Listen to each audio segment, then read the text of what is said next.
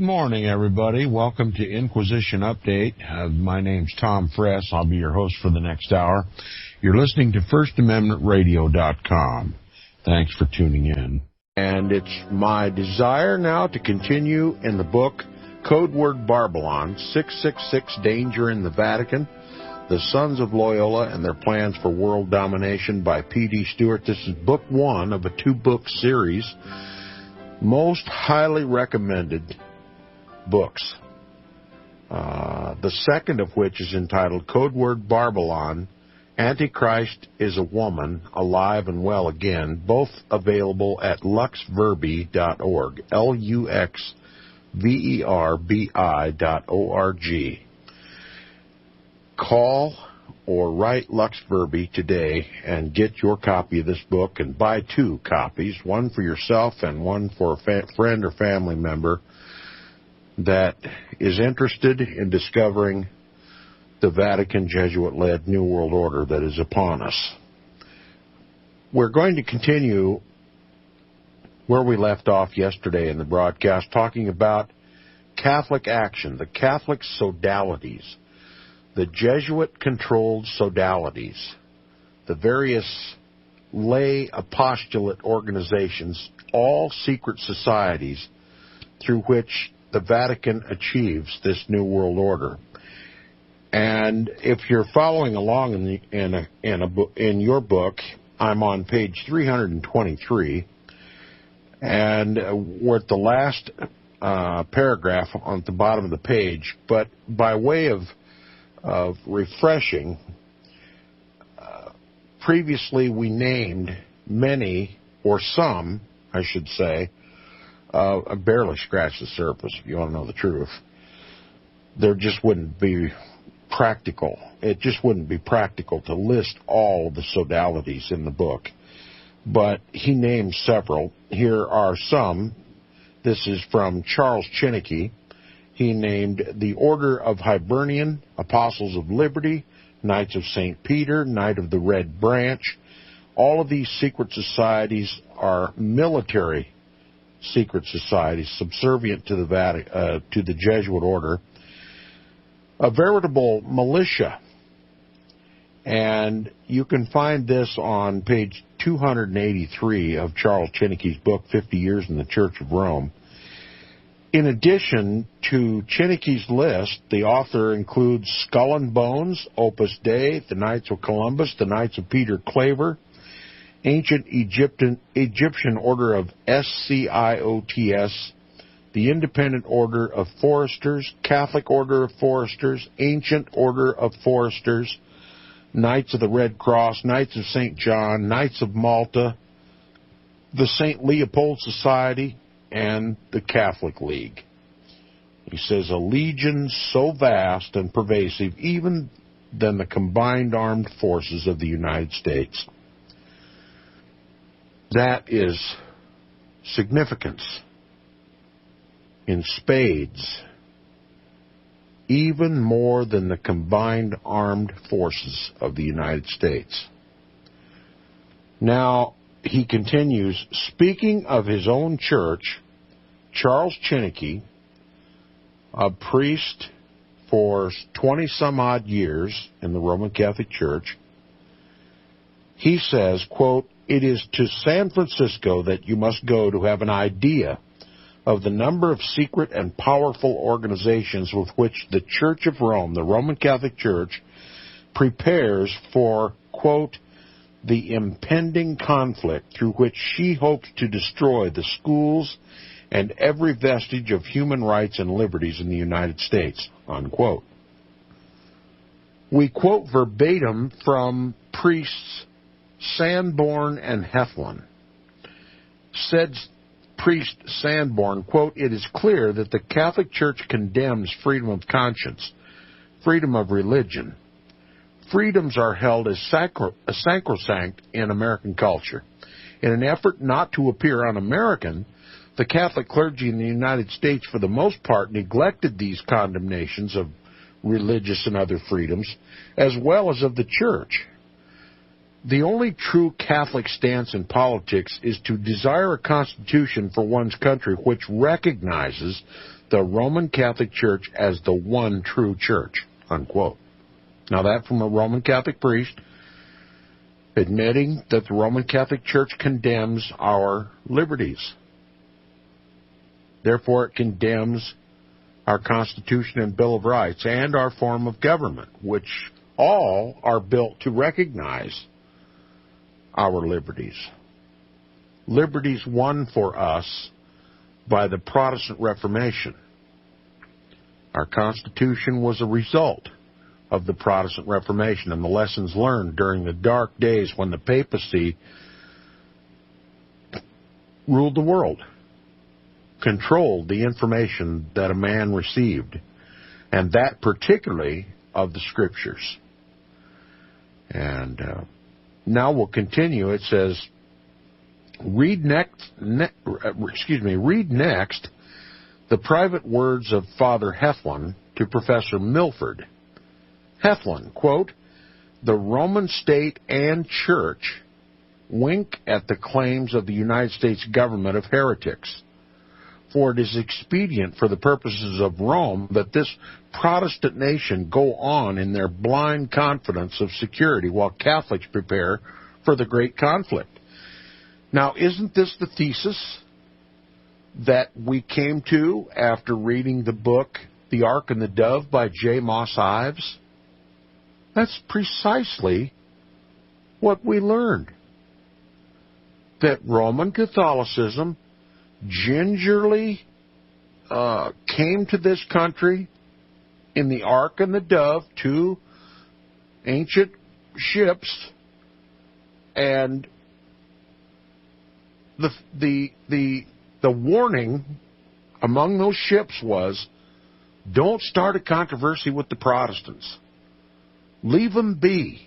Don't get into arguments about religion and politics, otherwise we'll create in the colonies what was the ongoing problem in Britain, religious persecution, both Protestants against Catholics and Catholics against Protestants. The idea was to make sure that Catholicism could survive unrestricted in this country so that in time it could make America Catholic. Now, let me read the quote again. The Roman state and church wink at the claims of the United States government of heretics, for it is expedient for the purposes of Rome that this Protestant nation go on in their blind confidence of security while Catholics prepare for the great conflict, unquote. And Milford replies, then you Catholics expect a violent conflict? At what time, Father Heflin? Heflin, when the Pope shall anathematize the government of the United States. I know not when that shall be, but I know that it will be, and that too not far in the future. By that act of the Pope, every Roman Catholic will be absolved of his oath of allegiance to the United States government. What I say here in private must be regarded as private and not intended for the public, unquote. So that's the secret aim. It's the same aim as we observed by a careful examination of the book, The Ark and the Dove, a Roman Catholic book written for Roman Catholics by a Roman Catholic. Now, this dialogue continues. Professor Milford then asks, and what will be the result of this event? We're talking about this uprising. Heflin, the priest, says, what will follow? Everything will follow for which we have worked and suffered and waited.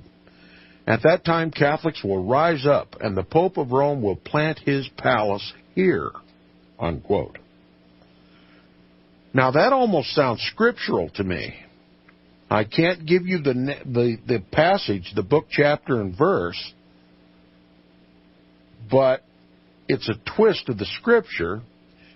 But at any rate, this Father Heflin says the Vatican, or the institution of the Roman Catholic Church, will be planted here in this country. That's their intent, or at least That was the understanding of this Catholic priest at the time.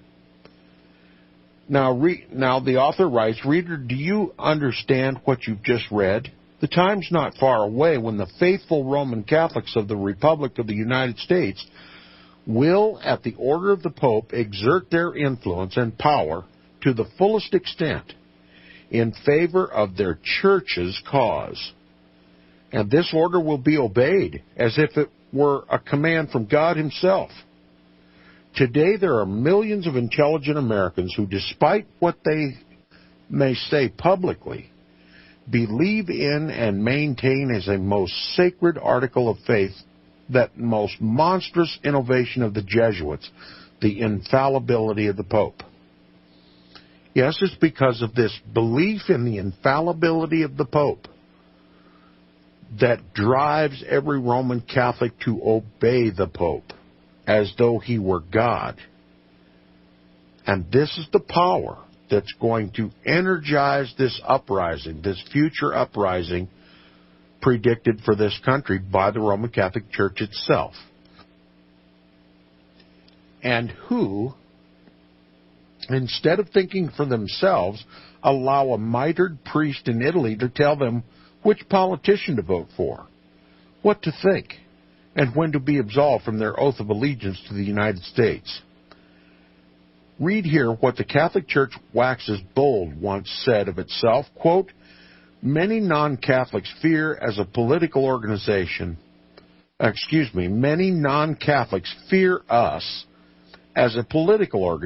and are afraid that the Catholic Church will dominate and rule. We are working quietly, seriously, and I may say effectively to that end. So there's a complete and total admission. And this from a Roman Catholic publication, the Catholic magazine called The Missionary, dated June of 1909, page 69.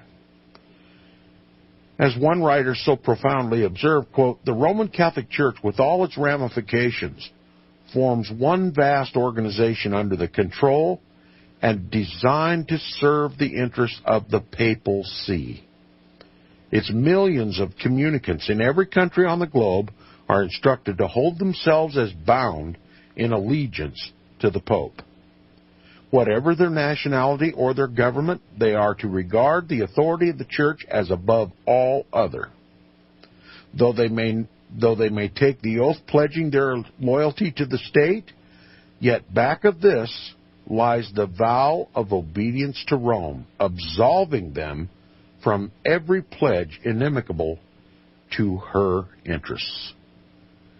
Every pledge inimical to her interests, or detrimental to her interests. They're absolved of those oaths. And how many times has this subject come up? An oath from a Roman Catholic isn't worth the breath it takes to say it.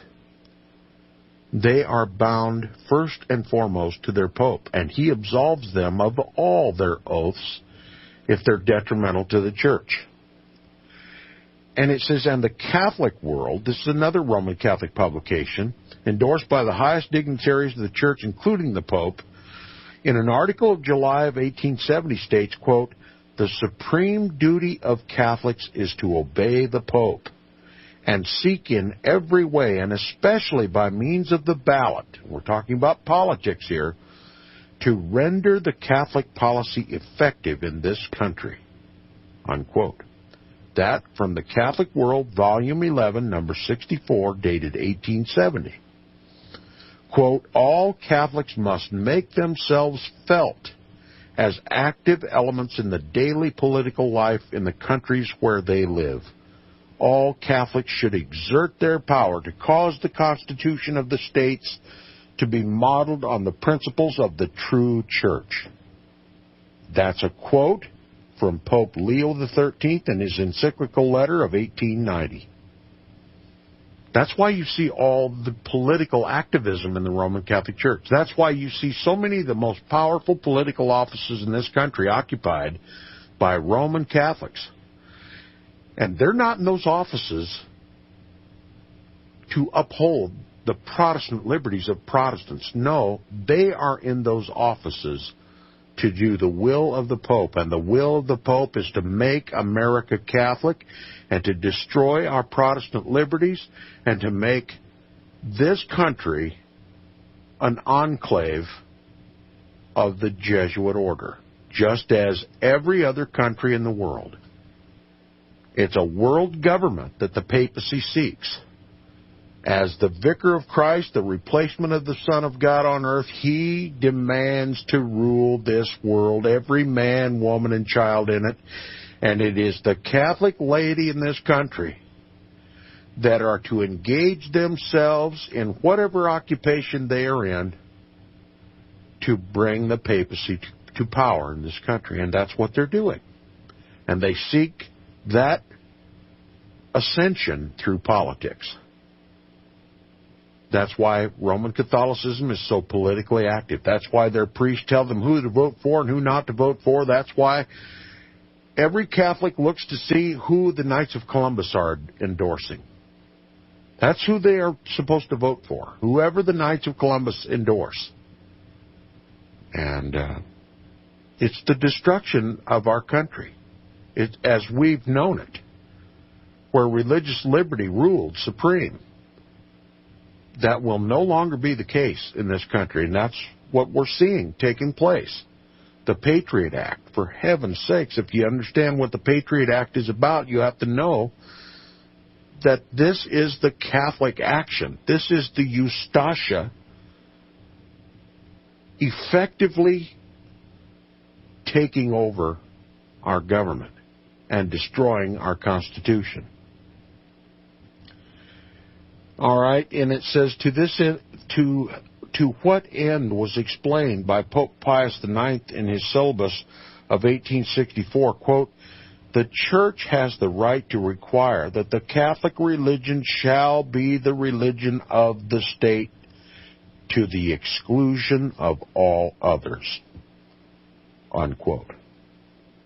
That's Pope Pius IX, 1864, just before the proclamation that the Pope is infallible.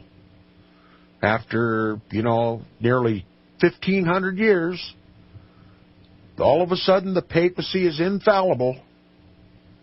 And prior to that declaration of infallibility for the Pope in 1870, this monster, Pope Pius IX, wrote his syllabus of error, damning Protestantism, damning popular government, all of the liberties that are embodied in this country and practiced.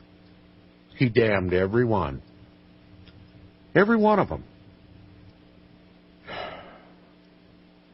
This isn't anti-Roman Catholic bigotry. This is history. This isn't hate speech. This is history. And we just simply have to understand it. Now, in view of these bold and official pronouncements from the Catholic Church and several of her popes, what are we to do? Can anyone be faulted for agreeing with Dr. J.R. Rowe when he said in his book, Nehushtan, A Romance of Rome, that every person who holds any mental reservation in favor of the Pope, while outwardly swearing allegiance to the United States, should not be permitted to hold any office in the gift of the American people. In other words, any Roman Catholic who holds any mental reservation in favor of the papacy, in other words, any Roman Catholic who puts his loyalty first to the papacy and then to the United States, should not be permitted to hold any public office. And that's what was practiced in the early colonial period. In most of the colonies, which were virtually all but Maryland and eventually Pennsylvania, all were Protestant. And Catholics weren't allowed to hold public office for this very reason, that they knew that Catholics' first loyalty was to the papacy. and that if Roman Catholicism was allowed to sit in government, that they would open the door for the Pope's control. It's common sense. It's so easy to understand why they wouldn't allow Catholics to sit in government. But now we have the Catholics in the most powerful positions in our country. And not only that, but the Protestant churches, the evangelicals, are following the political model of Roman Catholicism. They're uniting in league with the Roman Catholic Church on areas of common concern, like the definition of marriage and abortion and those types of things that Catholics and Protestants agree about. But that's only for a purpose: to get Protestants to help Roman Catholicism get even more control in our government. It's a Catholic agenda. And the ultimate target is the very Protestants who are helping them. Because history leaves absolutely no room for speculation what Rome's desire is. That is the extirpation and annihilation of heretics. And that's why I say on this broadcast that the ecumenical movement is spiritual and physical suicide. Joining in league with the Roman Catholic Church is a renunciation of Christ and a proclamation of Antichrist and sealing one's own doom. Because Rome is going to purge this country just like every other country where she gained control throughout history. She's going to purge this country of heretics. That's her divine right and prerogative. It's been demonstrated over and over and over, so much so that it's beyond credibility to doubt what Rome's intentions are for this country. And we've heard from the words of popes and priests themselves. Confessions right here in this book, quoted directly with citations given. This is not anti-Roman Catholic bigotry. This is straight from Rome's own mouth. And yet we're told by F. Tupper Saucy that at one time in the recent past, almost the entire Senate Foreign Relations Committee was governed by Roman Catholics. This is from Rulers of Evil, published 2001, page 12. Now, I've got a copy of this book. I don't think it's the same publishing year, but I'm going to read this passage from Rulers of Evil that supports this claim that the author makes, that almost the entire Senate Foreign Relations Committee was governed by Roman Catholics. When we get back from the break, I'll read from Rulers of Evil by F. Tupper Saucy. Thanks for listening. We'll be right back after the break.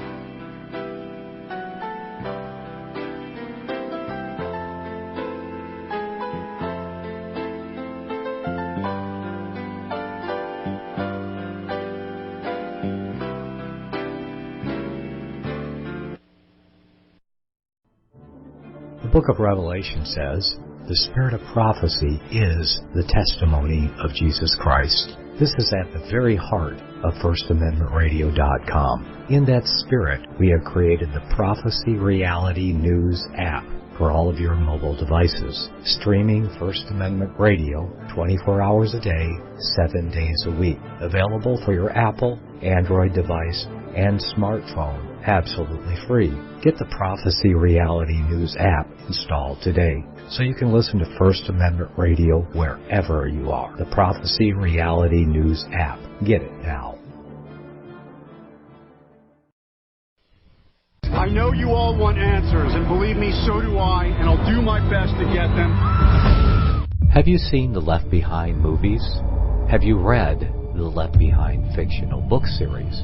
Not everyone believes Left Behind is true prophecy.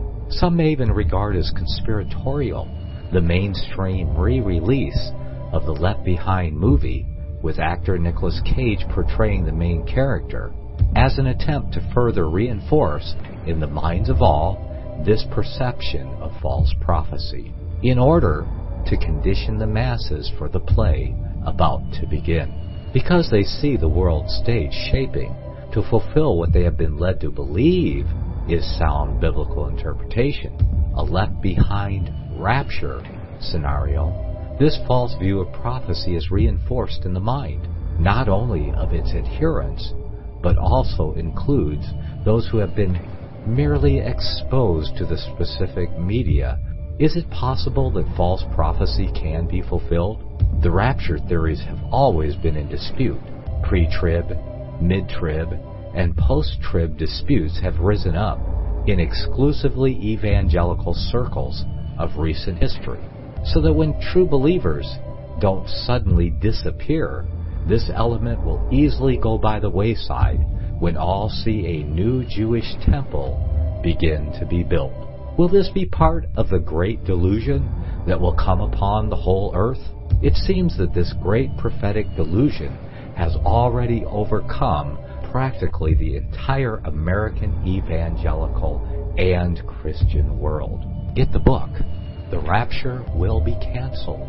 To learn more, visit crosstheborder.org. That's CROSS, crosstheborder.org.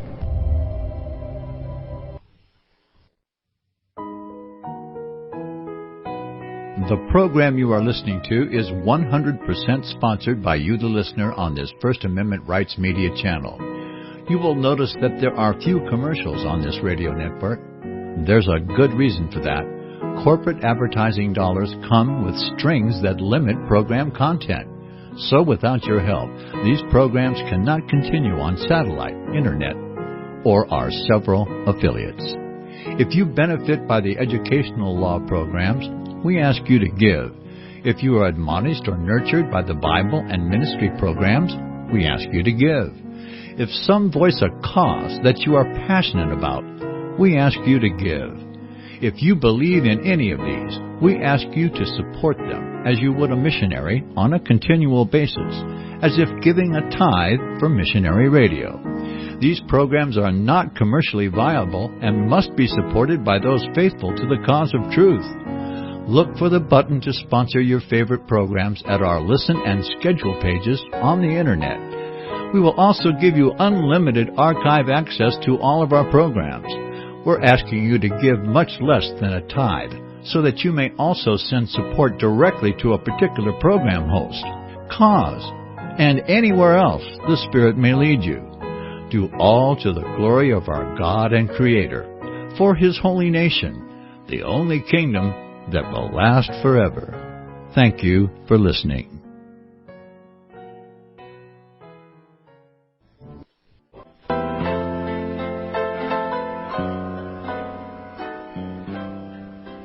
Okay, welcome back to the second half of Inquisition Update on FirstAmendmentRadio.com.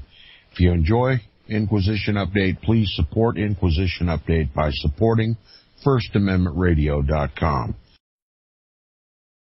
We're reading in the book Code Word Babylon by P.D. Stewart, and we were quoting F. Tupper Saucy.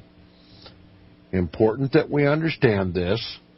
He says, we are told by F. Tupper Saucy that at one time in the recent past, almost the entire Senate Foreign Relations Committee was governed by Roman Catholics. In fact, in 1992, there was virtually no arena of federal legislative activity, according to the 1992 World Almanac of U.S. Politics, that was not directly controlled by a Roman Catholic senator or representative.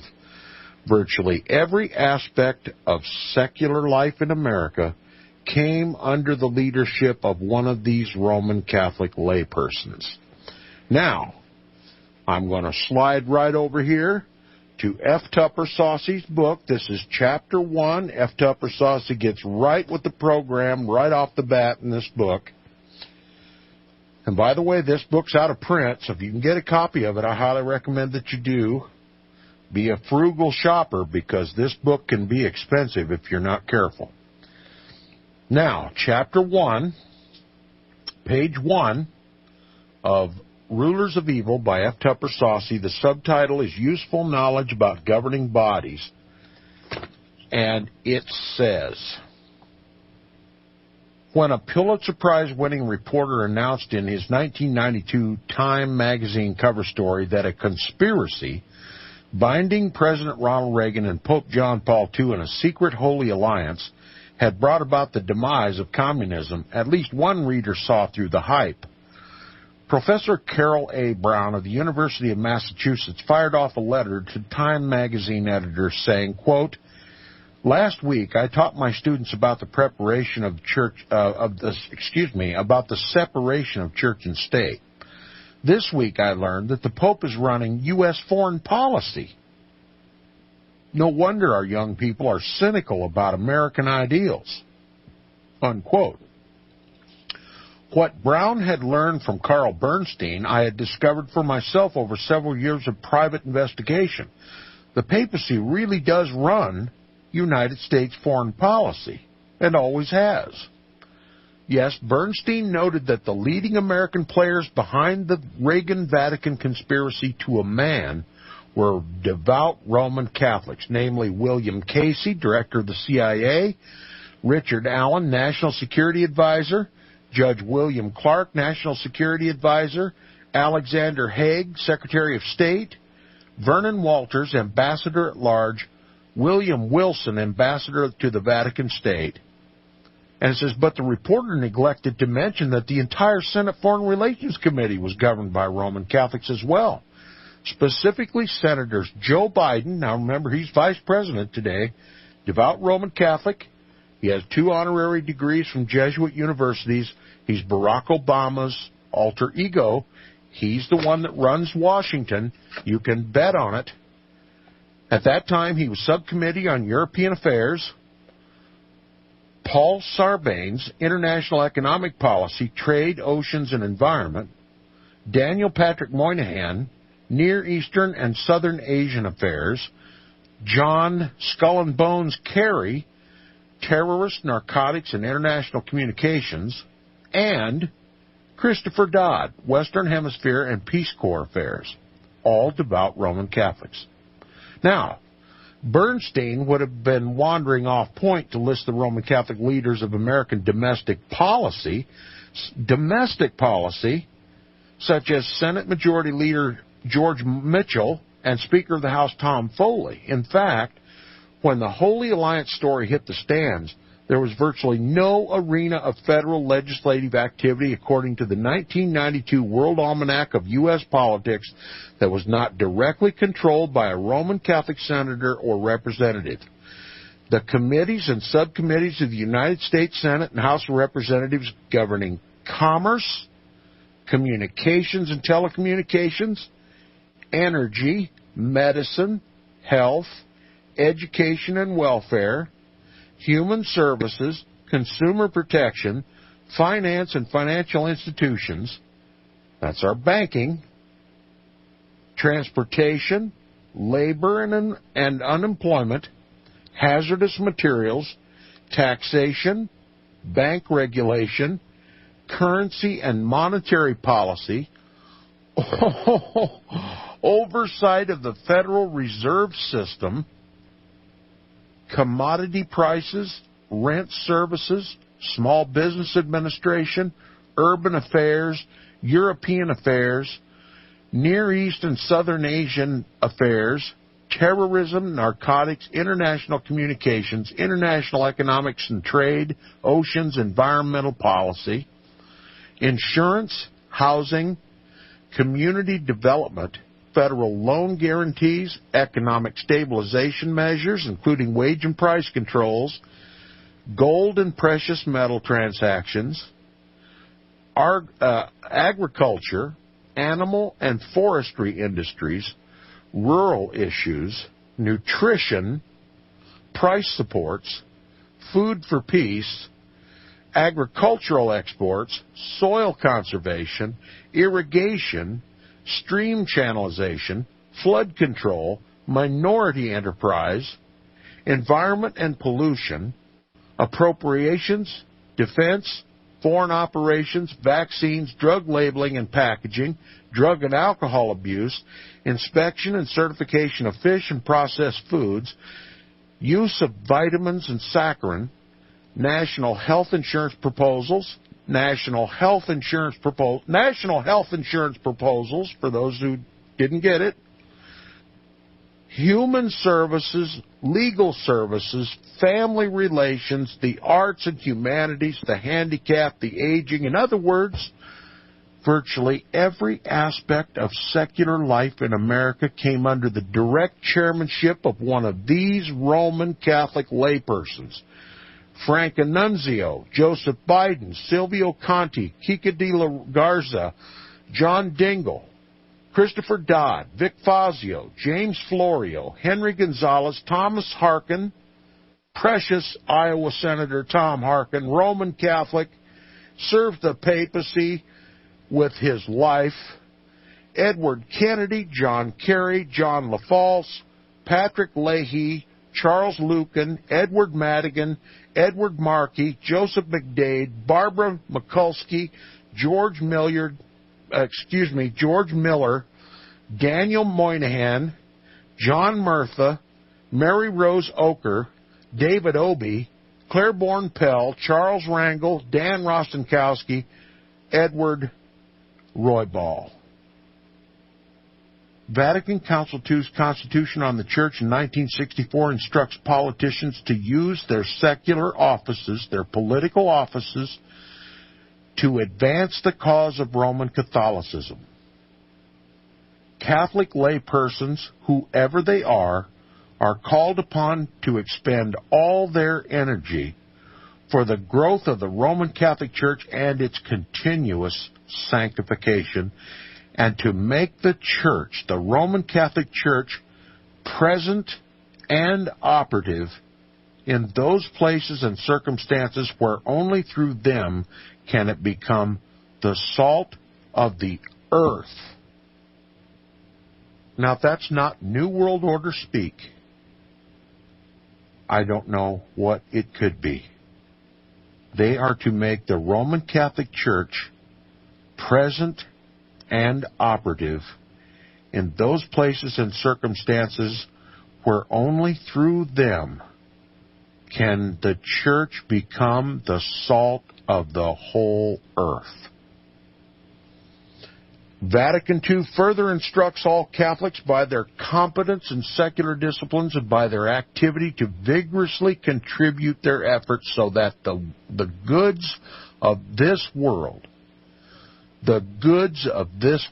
that is all natural resources, all money, all industry, all property, all private property, may be more equitably distributed among all men. That is the global redistribution of wealth, just like the papal encyclical Caritas in Veritate calls for, and may be in their own way be conducive to universal, that is Catholic progress in human and Christian freedom, and to remedy the customs and conditions of the world if they are an inducement to sin, so that they all may be conformed to the norms of justice and may favor the practice of virtue rather than hinder it. Now, I could just continue to read this, but it verifies everything that we've been saying here on Inquisition Update for 2 years, and particularly since this recent encyclical came out. They've taken over this country, and there's no other explanation for what's going on in America today. Nothing that makes this much logical sense. This is a religious war. This is the continuation of the Counter-Reformation established by the Jesuit order in 1540, as put into practice by the Council of Trent. We're at war. We're at war. And we don't even know it. We're still asleep in our tents. If nothing else, we're carrying an AR-15, a bayonet, killing people that had absolutely nothing to do with 9/11. The Pope is depleting our resources, depleting our military in this useless papal proxy war, while the real enemy lives among us. 25% of the human population in this country are Roman Catholics. And you throw onto that the support of the ecumenical evangelibellas, you've got a huge percentage of the people in this country are falling in love with the Pope. And he is our sworn enemy. He swore that he would destroy this Protestant land. That's what we've been reading about in this entire book. And so many others that I've read here on Inquisition Update. This can't be denied anymore. We can't remain in slumber while this is taking place. We can't keep this information to ourselves and expect God to just zap us out of here when the going gets tough. It's not going to happen. He says, listen to this. This is back to Code Word Babylon now. Page 326. But the Bishop of St. Louis has warned us. Now, this is a Roman Catholic bishop, one of the most powerful Roman Catholic towns in this country, St. Louis, Missouri. The Bishop of St. Louis has warned us, quote, if Catholics ever gain a sufficient numerical majority in this country, religious freedom is at an end. So our enemies say, so we believe. That's a quote from the Shepherd of the Valley official journal of the Bishop of St. Louis, dated November 23rd, 1851. Now, on a calm survey of this evidence, and in my case maybe not so calm, can you reasonably disagree that papists ought to be required to publicly renounce their foreign allegiance and anti-republican doctrines if they are to be given any office of state?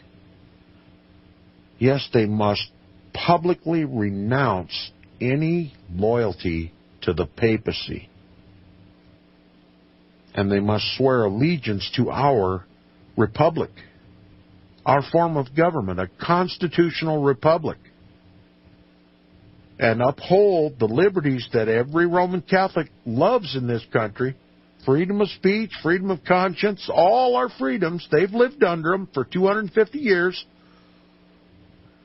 Why would they be traitors to this country? And a life and a land that they love. To bring us all under the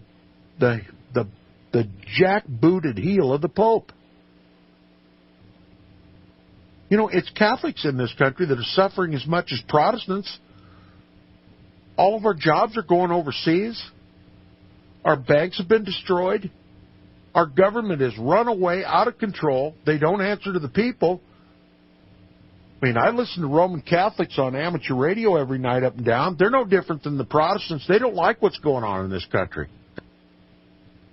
But you try to tell them the Pope is behind it? Not only are the Catholics outraged, but the Protestants are outraged. It makes absolutely no sense. It's testimony to just how deceived we are in this country.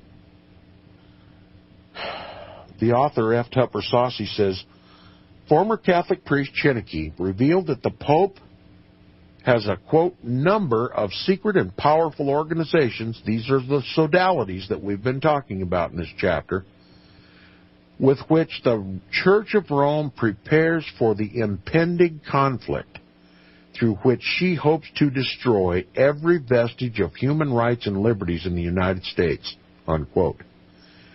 And who is orchestrating it all? Priest Chinnicky says these secret societies are all drilled by the ubiquitous hands of the Jesuits. The Roman Catholic General Lafayette wrote, quote, it is my opinion that if the liberties of this country, the United States of America, are ever destroyed, it will be by the subtlety of the Roman Catholic Jesuit priests. For they are the most crafty, dangerous enemies to civil and religious liberty, unquote. And Jeremiah J. Crowley, who was a priest for over 20 years, warned, quote, "Today they," speaking of the Jesuits, "are stronger in the United States than they ever were in any of the countries of Europe, which expelled them as a menace to the government," unquote. Shouldn't they be expelled from America also? But as some witty person once said, quote, "It's better to resist the devil than to attempt to turn him out of the house," unquote. That's most true. Resist the devil, says St. James, and he will flee from you. James chapter 4, verse 7. For the devil always flees before stout resistance. But alas, this is not true of the men called Jesuits. Resist a Jesuit and he'll fly at you. So is it going to take any small measure to save our Protestant constitutional republic? Could we resist at all the Jesuits by remaining silent about this? What's at stake? What's at stake is being called a Roman Catholic bigot on the one hand and saving your country on the other. Not much of a choice, in my view. And my Bible tells me that I'm to have no fellowship with the unfruitful works of darkness, but to reprove them. And how do you reprove them if you can't expose them? If you're going to let,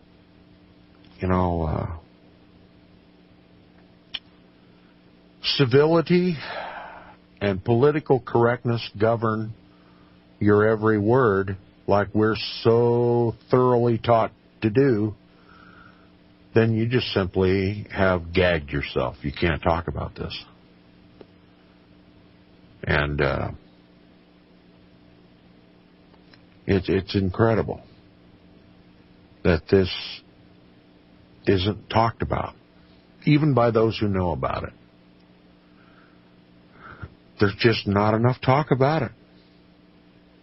Listen, we have to understand it's always been God's remnant, God's true people that changed the nation.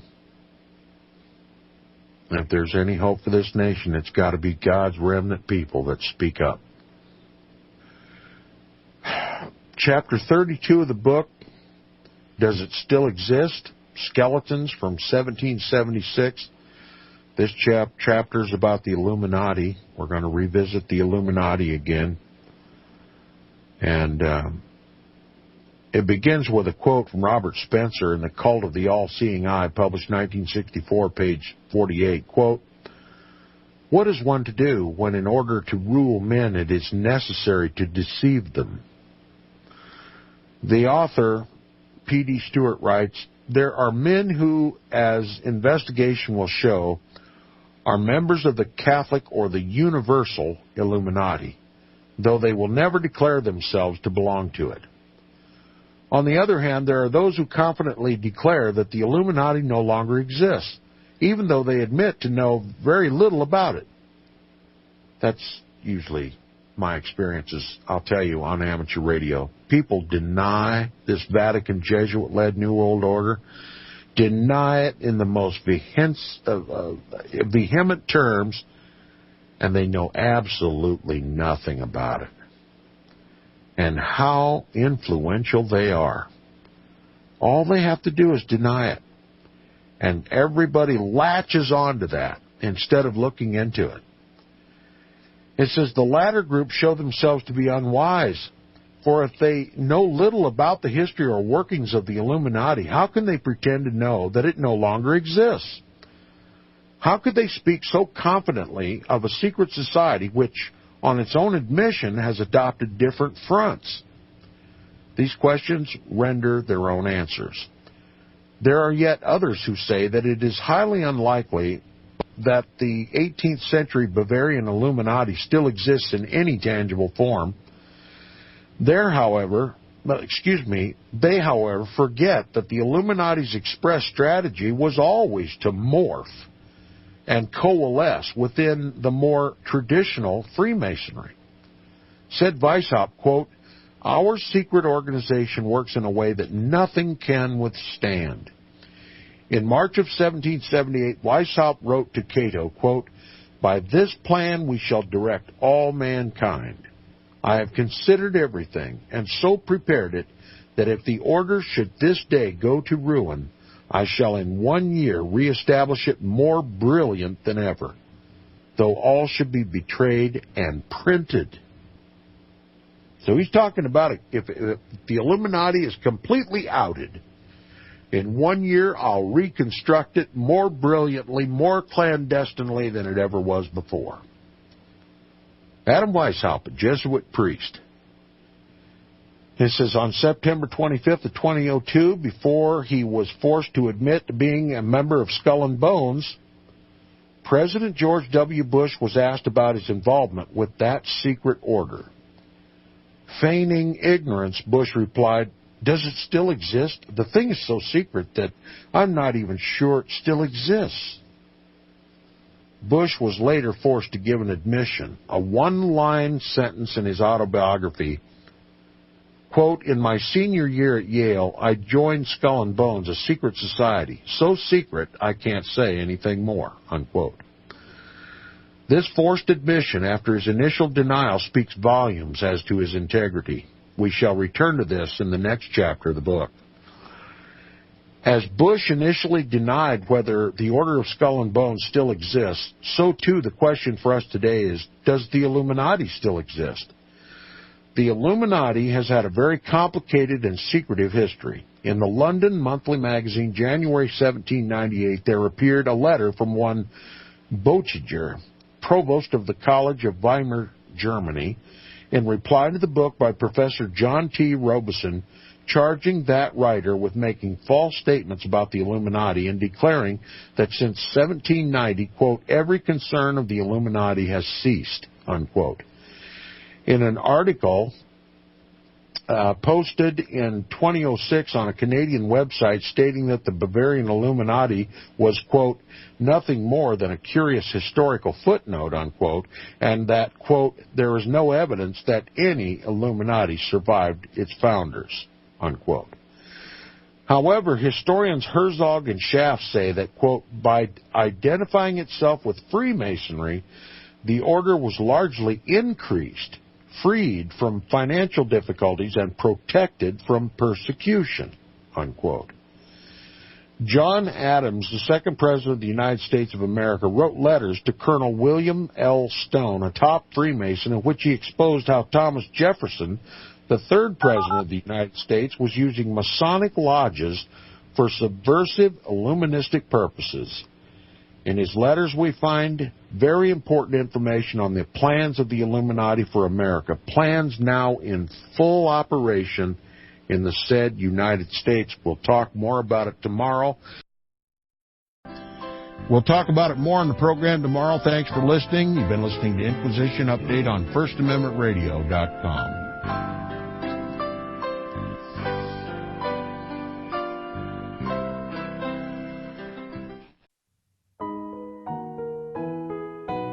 The program you are listening to is 100% sponsored by you, the listener, on this First Amendment Rights Media channel. You will notice that there are few commercials on this radio network. There's a good reason for that. Corporate advertising dollars come with strings that limit program content. So without your help, these programs cannot continue on satellite, internet, or our several affiliates. If you benefit by the educational law programs, we ask you to give. If you are admonished or nurtured by the Bible and ministry programs, we ask you to give. If some voice a cause that you are passionate about, we ask you to give.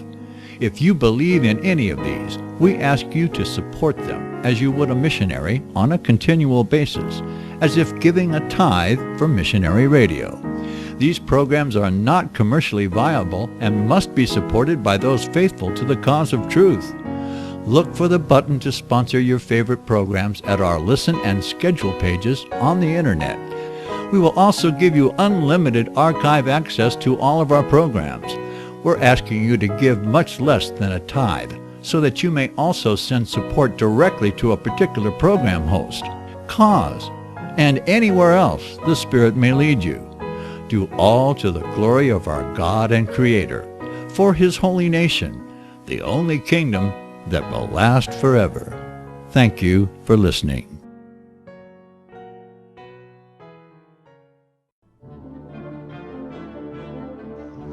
Visit crosstheborder.org, CROSS, crosstheborder.org, to get your print, EPUB, or PDF version of Nicholas Arthur's new book titled When the Third Temple is Built.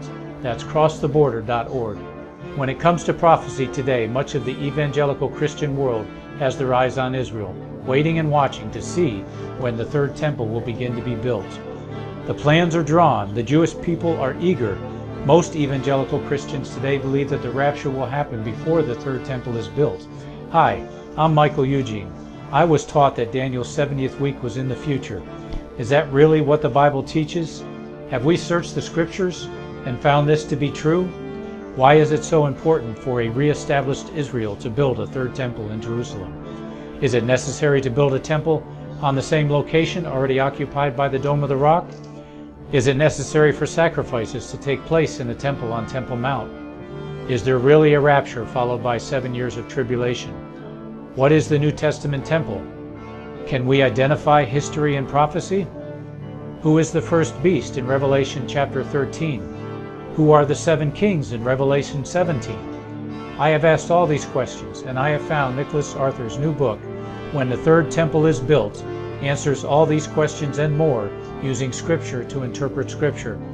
The Bible says that no prophecy of Scripture is of any private interpretation. Nicholas shows us in his new book, When the Third Temple is Built, how the Bible interprets prophecy and not man's private interpretation. Visit crosstheborder.org, CROSS, crosstheborder.org, to get your print, EPUB, or PDF version of Nicholas Arthur's new book titled When the Third Temple is Built. That's crosstheborder.org.